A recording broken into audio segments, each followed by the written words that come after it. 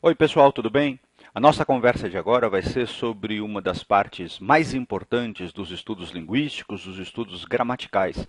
A gente vai falar um pouquinho sobre análise sintática. Bom, para você entender qual é o objetivo dessa nossa aula, acho que vale a pena a gente discutir um pouquinho o significado da palavra análise e o significado da palavra sintática. Bom, quando a gente fala em analisar alguma coisa, em geral, a gente entende isso como sendo dividir em partes. Fazer uma análise, de alguma maneira, é estudar os pormenores de um objeto, e para isso é necessário dividi-lo em partes. Pois bem, já a palavra sintática, ela deriva de um elemento grego, taxis, que pode significar disposição, no sentido de modo de organização. Aliás, você sabe que essa palavra aqui, ela tem o mesmo radical de uma palavra que você conhece, que é a palavra tática. Quando a gente fala, por exemplo, na tática de uma equipe de vôlei, de basquete ou de futebol, o que significa isso? Significa não exatamente a escolha dos atletas e dos jogadores, mas sim a sua disposição no campo.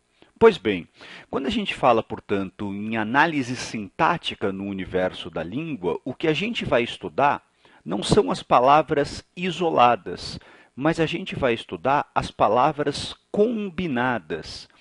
Ora, se as palavras na língua elas são combinadas, significa que elas são combinadas numa certa disposição.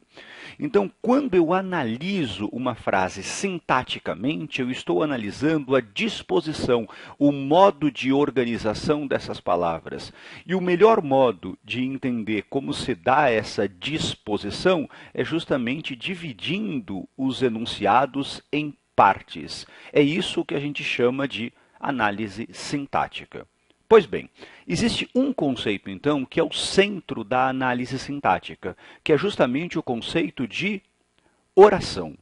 A gente analisa sintaticamente a língua a partir deste conceito de oração. Não é muito fácil dar uma definição precisa, inequívoca do que seria a oração. Mas, basicamente, a gente poderia dizer que a oração ela é um enunciado, digamos, de sentido completo, que contenha, atenção, pelo menos um verbo. Não existe oração sem verbo. Toda oração pressupõe um verbo, o que significa dizer que toda oração vai ter o seu predicado. Depois você vai entender melhor o que a gente entende por predicado, mas a ideia é justamente essa, é a gente definir a oração como sendo um elemento linguístico, um elemento essencial da análise sintática que contenha um verbo, que contenha um predicado.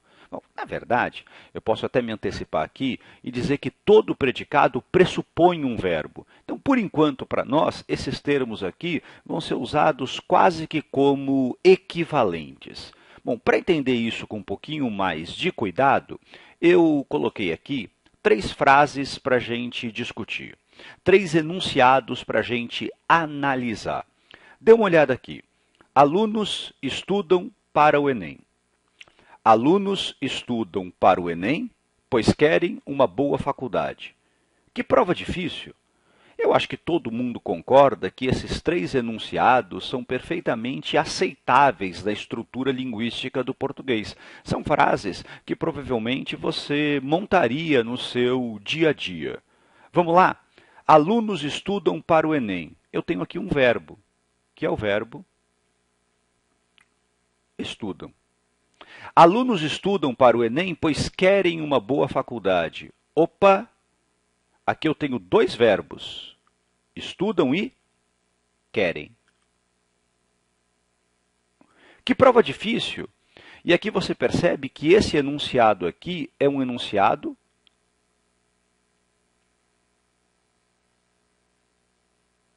sem verbo. Bom, de acordo então com a nossa definição, a oração pressupõe necessariamente um verbo. Esse enunciado aqui tem verbo, então há aqui uma oração. Esse enunciado aqui tem dois verbos, então há aqui oração. Esse enunciado não tem verbo. O que significa que nem todos os enunciados da língua são orações. Bom, um conceito importante então aqui é o seguinte: esse enunciado que prova difícil por não ter verbo, ele não vai ser chamado de oração. Quando eu usar um enunciado como esse, vamos lá, a gente vai dizer que está diante de um caso, atenção, de frase nominal. Tudo bem? Então, vamos distinguir aí o que é a oração do que é a frase nominal. A frase nominal é um enunciado que não tem verbo. E como ele não tem verbo, ele não vai ser chamado de oração. Agora, vamos lá. Nesses dois primeiros exemplos aqui, eu tenho oração. Aqui eu tenho um verbo. Tudo bem? Então, esse aqui é um período com uma oração.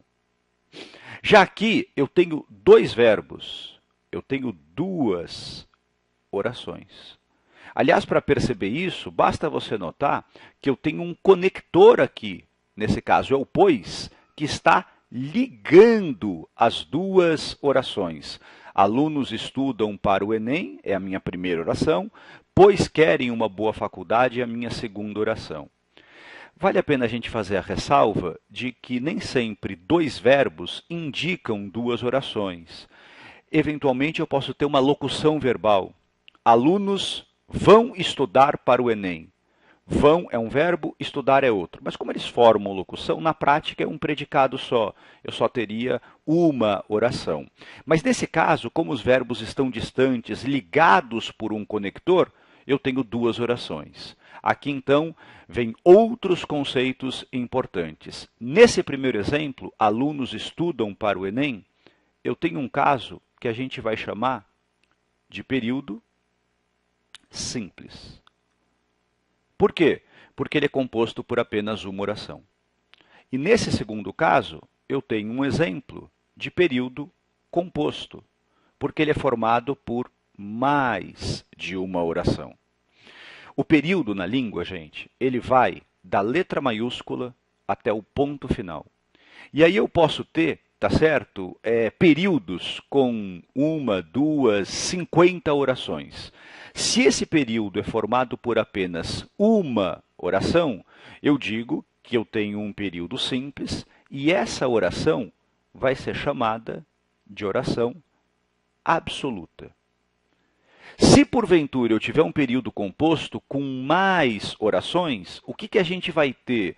A gente vai ter que analisar a função de cada uma dessas orações. E aqui eu já posso me antecipar e dizer que existem na língua dois grandes tipos de período composto. Os períodos compostos por subordinação e os períodos compostos por coordenação. E aqui eu acho que esses nomes são meio que autoexplicativos. Quando eu digo que existe um período composto por subordinação, eu estou querendo dizer que uma oração é mais importante do que a outra, daí a relação de subordinação. Quando a gente fala que o período é composto por coordenação, a gente está dizendo que as orações estão no mesmo nível. Mas, enfim, não é o objetivo da discussão agora. É apenas para você saber da existência desses dois períodos compostos. Ok? Temos exercícios, então, para fazer. Vamos lá?